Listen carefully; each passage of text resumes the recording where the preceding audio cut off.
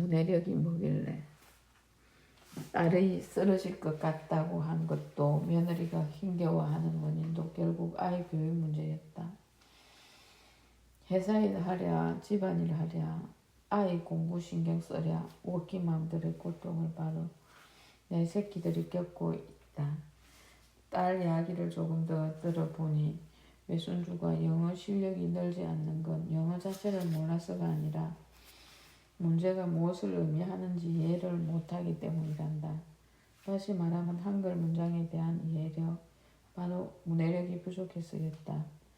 며느리하고도 얘기해보니 손주 녀석도 예체능은 특별하게 잘하고 사회과학, 수학은 그런대로 하는데 국어가 어렵다고 했단다. 외손주나 친손주나 모두 그 문해력이 문제였다. 문해력이 어떤 건지 알아봤다.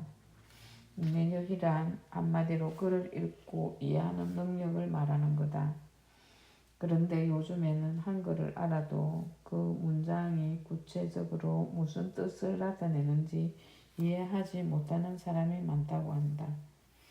예를 들면 요즘 젊은이 중에 금일이라는 단어가 금요일이라고 하는 사람이 있어 이 일로 담당자와 갈등을 겪은 사례가 언론에 보도되기도 했다. 사실 금일이라는 말은 50대 이상인 사람이 옛날에 사용하던 말이다. 이 말은 한문으로 오늘이라는 뜻을 나타낸다. 하지만 요즘 젊은이들은 이 말을 안 쓴다. 그러니 금일이라는 말을 들어본 적이 없으니 금일이 금요일이라고 추측할 수도 있다. 또한 사흘, 세 번째 되는 날을 4일로 이해하는 사람도 있다고 한다. 오죽하면 신문 제목에도 사흘이라는 말을 4일째로 썼을까 싶다. 기성세대는 요즘 세대가 만들어낸 신조어를 모른다.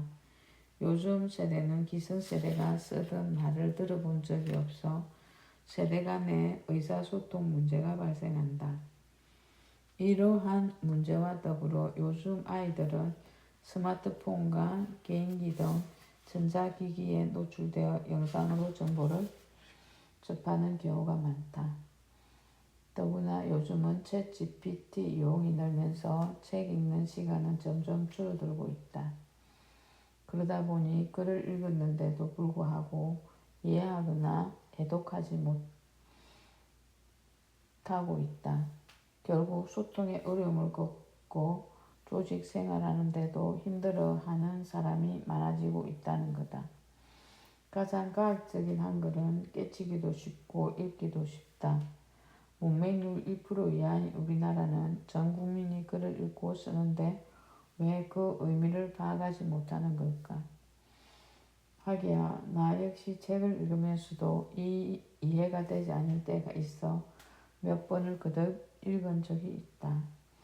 국가평생교육진흥원에 따르면 성인 22% 정도가 생활 중에 필요한 문해력을 갖추지 못한 실질적 문맹이라고 조사됐다.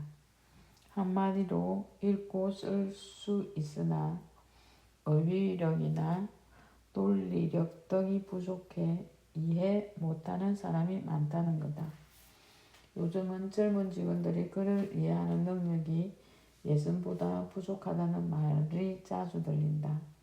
성균관대학교의 원만희 교수도 학생이 글의 중요한 부분을 잘 찾지 못하는 걸 보면 긴 글을 읽고 이해하지 못하는 것 같다라고 말했다. 이렇게 글을 이해하지 못하면 공부를 제대로 하지 못하게 되고 결국 성적 차이가 생길 수밖에 없다. 또한 일상생활에서 다른 사람과 소통하기도 어려워지고 나중에 직업을 구할 때도 문제가 된다. OECD에서 24개 나라의 성인들을 조사해보니 글을 잘 이해하는 사람은 글을 이해하지 못하는 사람보다 시급이 60% 이상 높았다고 한다. 게다가 글을 이해하지 못하는 사람은 실업자가 될 확률이 2배 이상 높다고 나왔다. 반대로 글을 잘 이해하는 사람은 생활 만족도가 높다. 따라 따라서 우리는 생활 속에서 중요한 결정을 내리거나 사회생활을 잘하기 위해서는 그를 이해하는 능력이 꼭 필요하다. 코로나로 인해 오프라인으로 하는 강의가 줄면서 독서를 했다. 혼자서는 안 읽히기에 독서 모임에 가입한 거다. 평생 학습을 하며 자기 개발도 하고 누군가를 가르치는 강사여서 책은 꼭 읽어야만 했다. 모임에서는 매일 읽을 분량을 정해 주었다. 그리고 또 그에 대한 느낌과 깨달음을 쓰는 시간을 가졌다. 그러나 꾸준히 읽는다는 건 생각보다 어려웠다. 모임 일정에 맞춰 읽다가도 바쁜 일이 겹쳐서 못 따라가면 그만두고 싶을 때가 한두 번이 아니었다. 그럴 때 리더의 격려 전화에 체면상 따라가는 일도 있었다. 이런 과정을 반복하자 문해력은 책을 읽지 않으면 절대 얻어질 수 없다는 사실을 알게 되었다. 처음에는 억지로라도 책을 읽으며 습관을 들여야 했다. 힘들고 보기 어려운 단계를 넘어서니 문장이 이해되었다. 이 과정에서 딸이 원하는 문해력이 바로 이거구나 싶었다. 문해력이 부족하면 복잡한 문제를 해결하거나 다른 사람과 소통할 때 벽에 부딪힐 수밖에 없다. 나는 독서 모임을 통해 억지로라도 책을 읽는 습관을 들인 덕에 문해력의 중요성을 깨달을 수 있었다. 문해력의 중요성을 깨닫고 나니 손주들이 눈에 밟혔다. 지금처럼 문해력이 부족한 채로 중학생이 되면 영어뿐 아니라 모든 과목에 영향을 미칠 것이 분명하다. 그러니 손주들 문해력을 위해 책을 꼭 같이 읽어야겠다는 생각에 마음이 분주해졌다.